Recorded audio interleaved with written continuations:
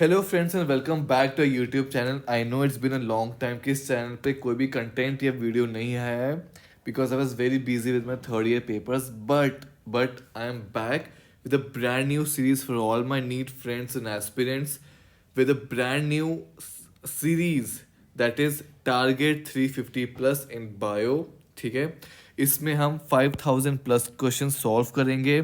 So you'll be solving all this questions with tips tricks and the concept behind each and every question before में। ठीक है, so before में आपका biology का पूरा mastery हो जाएगा, ये मेरा पर्सनल गारंटी है। ठीक है, इसमें हम आप लोगों का एन हो गया, आपका एग्जाम्पलर हो गया, PYQ हो गया, NT अभ्यास हो गया, प्लस जो स्पेशल क्वेश्चंस मैं आप लोगों के लिए डिज़ाइन करूँगा वो सब कुछ इंक्लूडेड है। राइट, सो आपको और कहीं भी जाने की ज़रूरत नहीं है। You just need to do one thing, that is show trust on me, that's it. ठीक है, so without wasting any time let's move ahead. So the first question, ये बहुत ही स्टैंडर्ड क्वेश्चन है। ठीक है, it's a very very standard question और ये ऑलमोस्ट हर मॉक टेस्ट में, अगर आप लिविंग वर्ल्ड का कोई भी स्टैंडर्ड मॉक टेस्ट उठा लोगे तो उसमें आपको ये क्वेश्चन दिखेगा।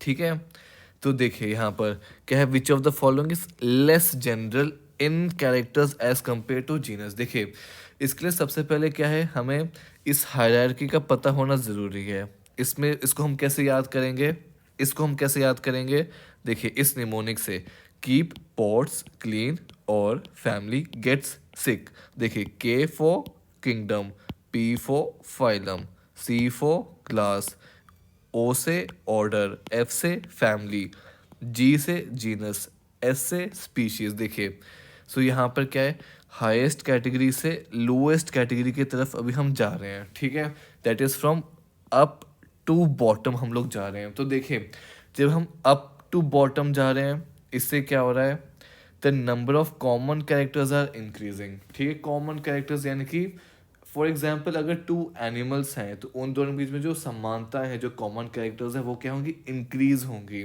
ठीक है, तो अगर कॉमन कैरेक्टर्स इंक्रीज होंगे तो इट इज़ वेरी नेचुरल कि जो जनरल कैरेक्टर्स हैं, जनरल कैरेक्टर्स हैं, वो क्या होंगी, वो डिक्रीज करेंगी। और जनरल का ऑपोजिट क्या हो गया, ये कॉमन का ऑपोजिट क्या हो गया, लेस जनरल। ठीक है, कॉमन का ऑपोजिट क्या हो गया, लेस जनरल, सॉरी, जनरल का ऑपोजिट क्या हो गया, लेस जनरल। तो जो हमारे जो लेस जनरल कैरेक्टर्स हैं वो क्या होंगी, वो इंक्रीज होंगी। कॉमन कैरेक्टर्स क्या होगी, वो इंक्रीज हो गई।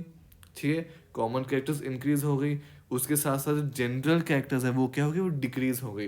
तो अगर अब जनरल कैरेक्टर्स डिक्रीज हो रही हैं तो लेस जनरल कैरेक्टर्स क्या होंगी, वो नेचुरली इंक्रीज होंगी। ठीक है, अभी देखिए, अगर डाउन टू अप जा रहे हैं, बॉटम से अप, तो इसमें क्या होगा, जो जनरल कैरेक्टर्स है वो क्या हो रही हैं, वो इंक्रीज हो रही हैं। जब जनरल कैरेक्टर्स इंक्रीज हो रहे हैं तब क्या हो रहा है, कॉमन कैरेक्टर्स जो है वो डिक्रीज हो रहे हैं। कॉमन कैरेक्टर्स डिक्रीज हो रहे हैं, जनरल कैरेक्टर्स इंक्रीज हो गए, कॉमन कैरेक्टर्स डिक्रीज हो गए, तो जो लेस कॉमन कैरेक्टर है वो क्या होंगे, वो इंक्रीज होंगे। यानी कि जो कॉमन कैरेक्टर्स हैं वो डिक्रीज होते जा रहे हैं धीरे धीरे, जैसे जैसे आप नीचे से ऊपर जा रहे हो तो कॉमन कैरेक्टर्स वो डिक्रीज होते जा रहे हैं। अब देखिए क्वेश्चन की तरफ, which is less general in characters, less general in characters as compared to genus। अभी हम less general से अगर हम जीनस के अगर हम नीचे जाएंगे तो हमें क्या मिलेगा, स्पीशीज़। और हमें पता है कि उसमें जो कॉमन कैरेक्टर्स है वो इंक्रीज होगा, और जो लेस जनरल कैरेक्टर्स हैं वो भी इंक्रीज होगा, और जो जनरल कैरेक्टर्स है वो डिक्रीज होगा। तो हमारा आंसर क्या हो गया, ऑप्शन डी।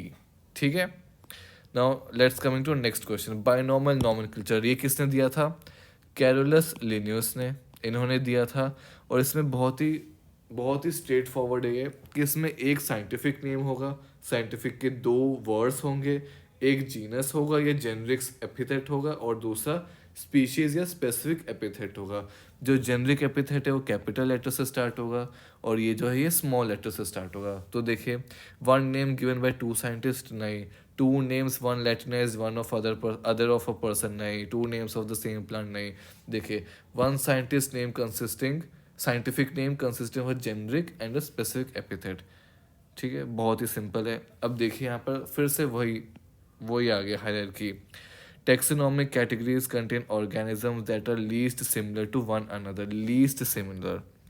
लीस्ट सिमिलर का मतलब क्या है कि उनमें जो कॉमन कैरेक्टर हैं वो कम होने चाहिए, यानी कि हम क्या करेंगे, हम बॉटम से अप की तरफ जाएंगे। तो देखिए यहाँ पर स्पीशीज़ है, जीनस है, फैमिली है और क्लास है। तो अगर हम डाउन बॉटम से अप की तरफ जाएंगे तो क्या होंगे, जनरल कैरेक्टर्स इंक्रीज होंगे, जो सिमिलैरिटीज़ हैं वो कम होंगी।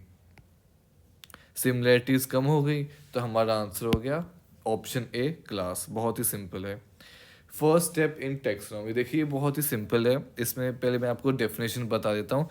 टेक्सोनॉमी क्या है? It is science of naming and classifying organisms for understanding the relationships between living organisms. ठीक है, इसके स्टेप्स क्या हैं? कैरेक्टराइजेशन हो गया, फिर हमने आइडेंटिफाई करना है, आइडेंटिफिकेशन बेसिस पे नॉमेनक्लेचर, और फिर सब कुछ देखने के बाद हम उसको ईज ऑफ स्टडी के लिए हम उसे क्लासीफाई करेंगे। तो देखिए यहाँ पर nomenclature is not the first step, it is a step but not the first step, और ये हो गया हमारा फर्स्ट स्टेप। तो ये क्लासिफिकेशन भी नहीं है। अब देखिए यहाँ पर collection and preservation of organism, देख preservation is very very wrong. ठीक है, तो अगर हम रिलेटिवली देखें तो हमारा answer is option B, collection and preservation. अगर वो कलेक्शन लिखता तो अप टू सम एक्सटेंट वो राइट होता, but preservation has nothing to do with taxonomy. ठीक है, that is a very different branch of biology, उससे कुछ लेना देना नहीं है।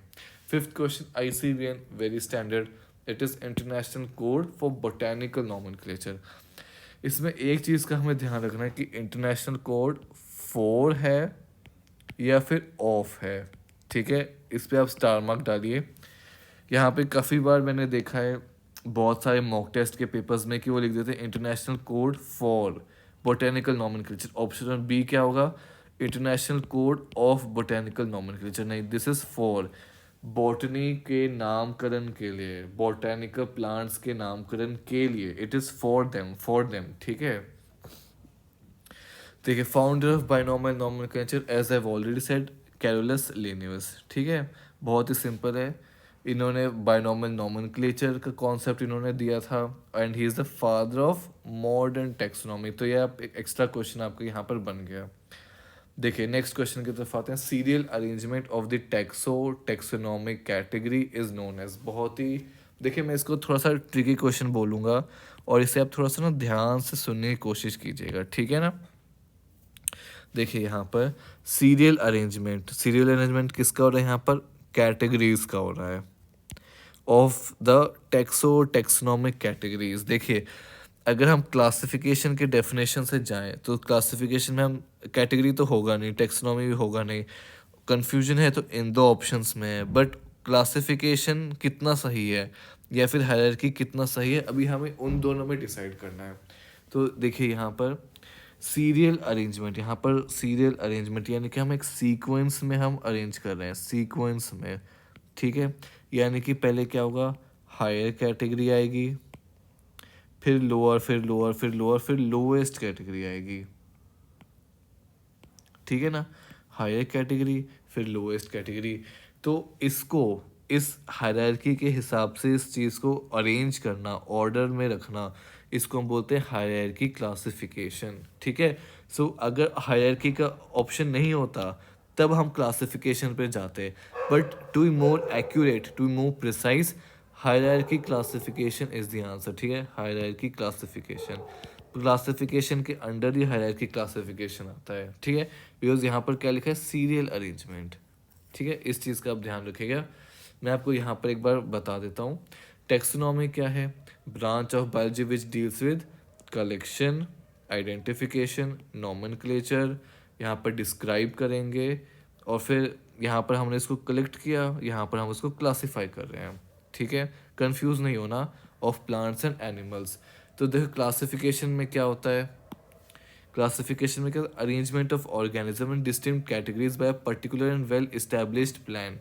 कैटेगरी क्या है? रैंक और level in a hierarchy classification. देखिए हायरार्की क्लासिफिकेशन आ गया ना। देखिए यहाँ पर क्या है, क्लासिफिकेशन, क्लासिफिकेशन के अंडर आ गया टेक्सोनॉमिक हायरार्की, और उसके अंडर आ गए हमारे 7 लेवल्स। ठीक है, इस चीज़ को आप बहुत ध्यान से देखिएगा। क्लासिफिकेशन एक ब्रॉड टर्म आ गया, उसके अंडर आ गया हमारा टेक्सोनॉमिक हायरार्की या फिर हायरार्की क्लासिफिकेशन, और उस हायरार्की क्लासिफिकेशन के अंडर विटेकर ने 7 लेवल्स की पॉट्स क्लीन और फैमिली गेट सिक, वो जो 7 लेवल्स हैं वो अंडर टेक्सोनोमिक हायरार्की उसने उसको ऑर्गेनाइज किया है for better understanding, right. Next question, number of genera having common characters. देखिए कॉमन कैरेक्टर्स अगर हम बॉटम से अप जाएंगे तो कॉमन कैरेक्टर्स जो हैं वो क्या होंगे, वो इंक्रीज होंगे डिक्रीज होंगे, आप मुझे कमेंट सेक्शन में बताइएगा। कंफ्यूज आपको बिल्कुल भी नहीं होना है, I am there with you, ठीक है ना।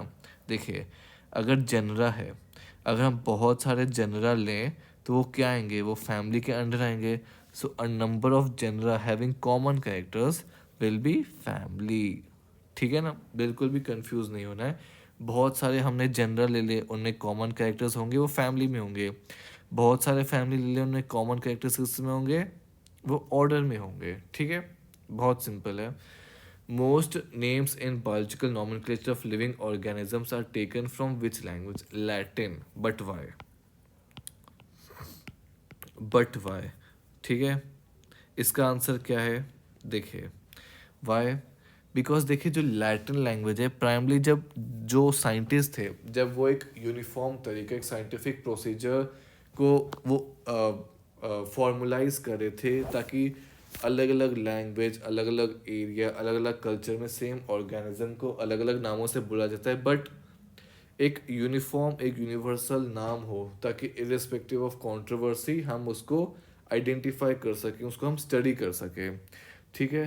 तो इसके लिए जो साइंटिस्ट है उन्होंने जो प्रोसीजर जब वो बना रहे थे तो उन्होंने लैटिन लैंग्वेज को चूज़ किया because that is a dead language, लेकिन लैटिन जो सोसाइटी है जो कल्चर बहुत पहले मर चुका है, तो वो एक डेड लैंग्वेज है, मतलब कि किसी भी तरह से वो किसी भी नेशन का नेशनल लैंग्वेज नहीं है, ओके।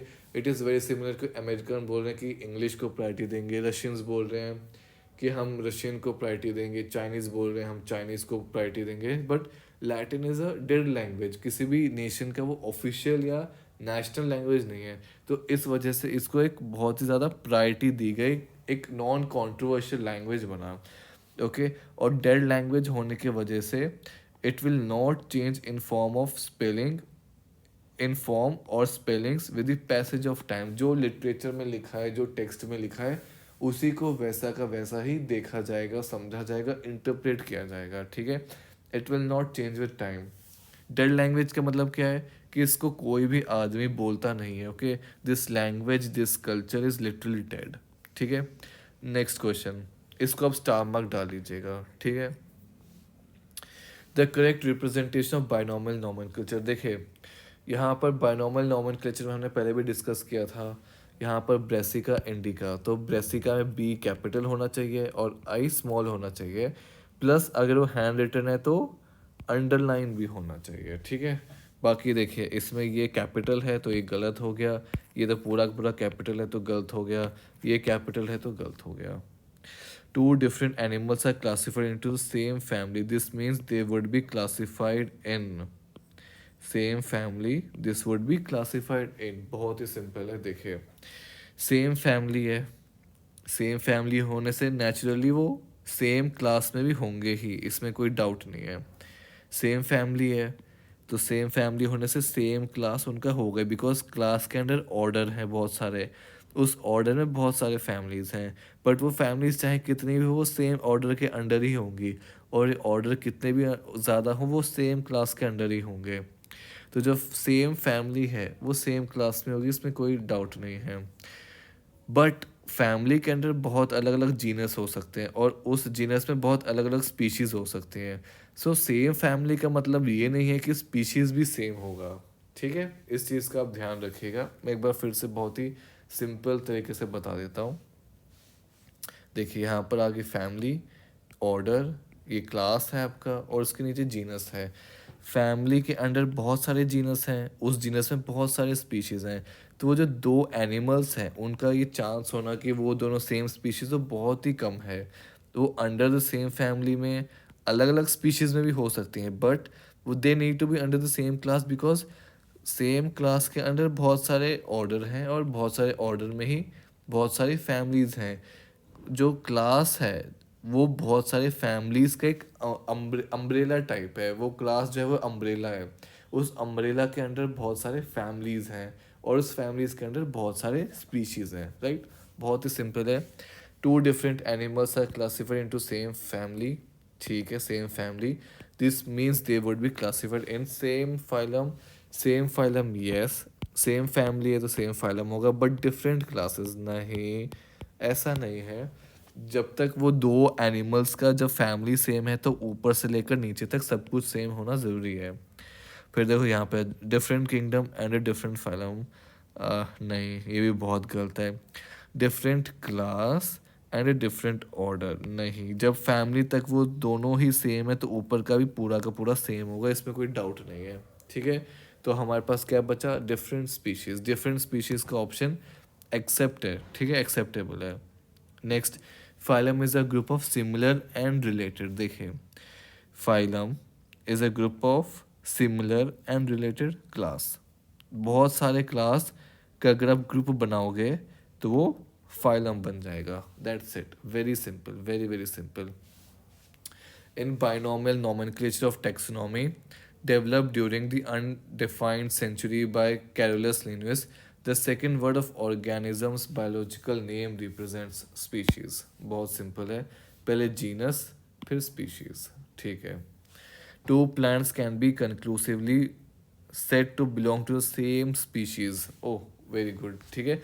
ये आपको इन डिटेल आप क्लास 12th में आपने इसके बारे में पढ़ा होगा, रिप्रोडक्शन चैप्टर में।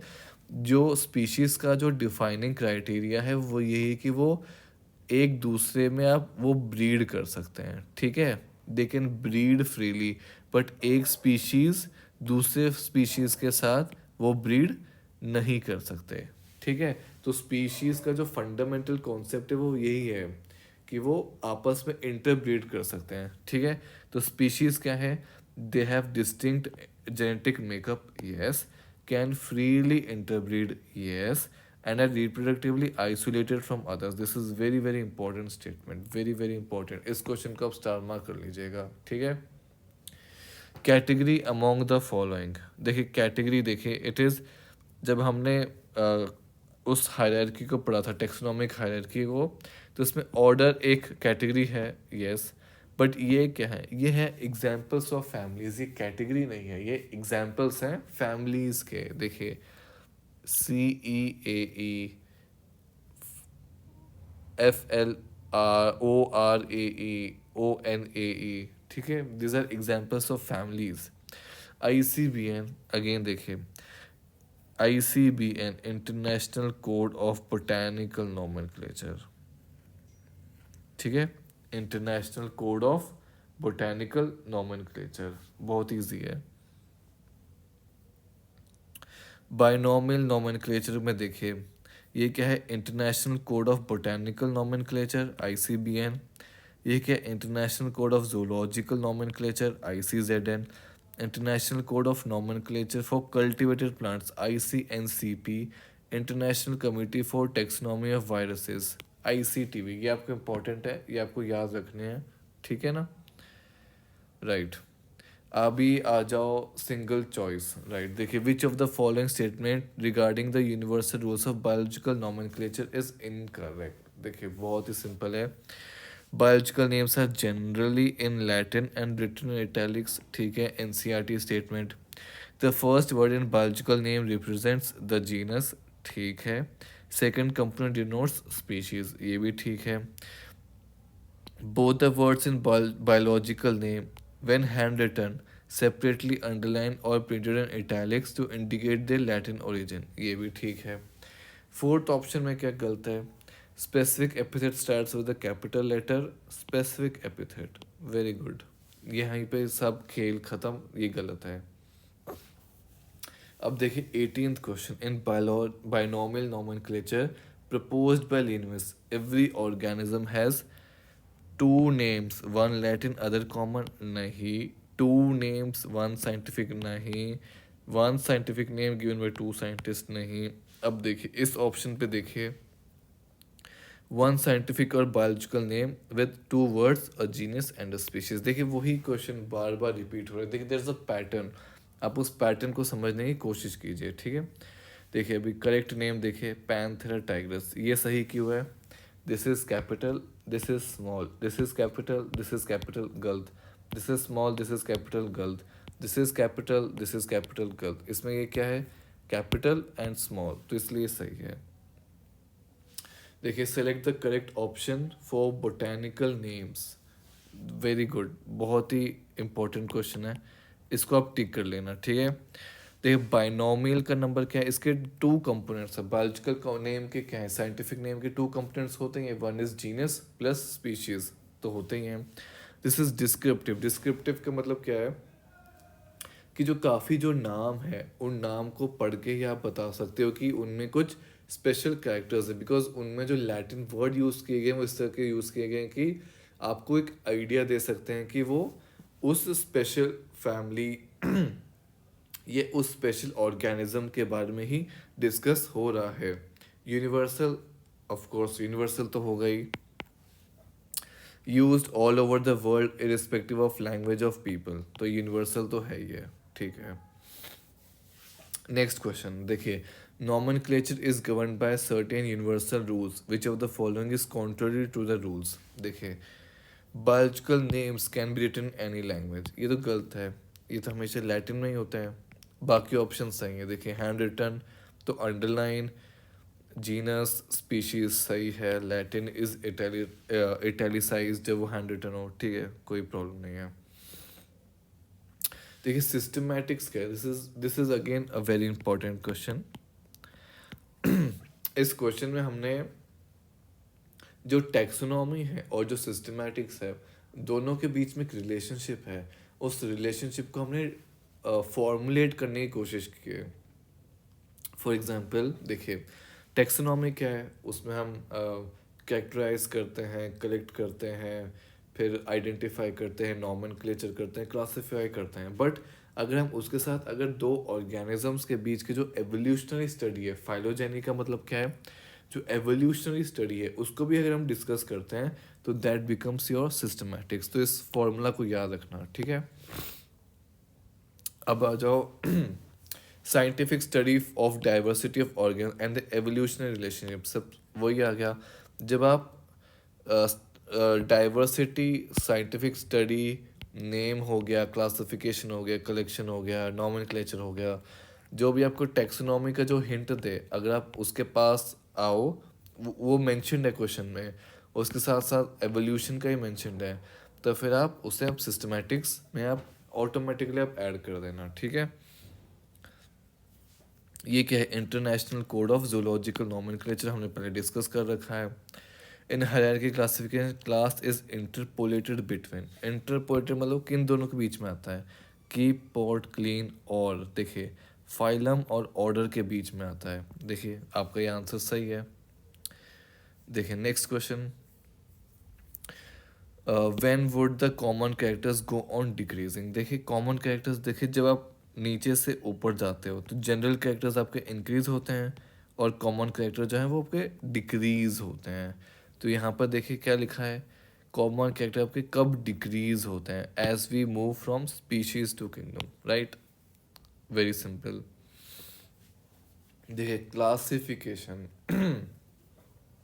क्लासिफिकेशन इज और हैज सिंगल स्टेप नहीं, सब स्पीशीज और variety is the lowest obligate category नहीं, species is the lowest category, category which does not represent rank नहीं, इसमें करेक्ट ऑप्शन हमें ढूंढना है। सो टेक्सोनॉमिक ग्रुप और categories are distinct biological entities and not merely morphological aggregates, right, very very right, very very right, ठीक है। Next question 28. The scientific names of banyan trees written as Ficus begalensis. Which of the following statement is correct regarding this? तो इसमें जो letter L है इसको हमने ignore नहीं करना है, ठीक है ना। This L stands for scientist का name, letter L signifies the taxonomist Linnaeus, ठीक है, जो साइंटिस्ट हैं उनका नाम है ये, ठीक है। Binomial nomenclature is given by Carolus Linnaeus, same question फिर से रिपीट हुआ है। लास्ट क्वेश्चन की तरफ हम आ गए हैं। Rules for text nomenclature are given by certain organizations and are universal. Which of the following is not rule for naming an organism? तो देखिए लैटिन में नाम होना चाहिए हाँ. First word biological name represents the genus, second specific epithet, ठीक है. और ये इटैलिसाइज, ठीक है. When written by hand the names are to be underline together with epithet. ये गलत है, ठीक है. टुगेदर नहीं, डिफरेंटली होना चाहिए, जीनस को अलग और एपिथेट को अलग, ठीक है. So that's all from me today. Thank you so much. अगर आपको कुछ भी इसमें हेल्पफुल लगा हो तो do not hesitate to share in your school WhatsApp group और विद योर फ्रेंड, ठीक है. Very soon will be creating a WhatsApp channel और अ टेलीग्राम ग्रुप जहाँ पे मैं आपको मेंटोर कर पाऊंगा, मैं आपको बता पाऊंगा. For that you stay tuned and very soon I will be updating you, ठीक है. So thank you so much. Bye bye. ठीक है, बाय.